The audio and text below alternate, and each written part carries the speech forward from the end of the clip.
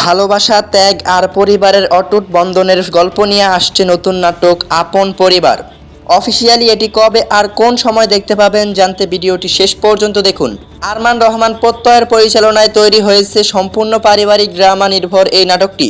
ইয়াশ রুহান ও সুনেরা বিনতে কামালের হাত ধরাধরি আর মিষ্টি হাসিমাখা নতুন পোস্টারটি ইতিমধ্যেই নেটিজেনদের মন জয় করেছে।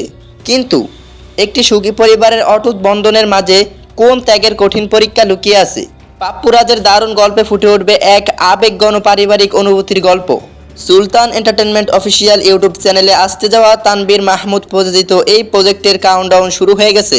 তবে এটি দেখার জন্য দর্শকদের অপেক্ষা আর ঠিক কতদিনের? কনফার্ম ডেট হলো আর একদমই বেশি দিন অপেক্ষা করতে হবে না।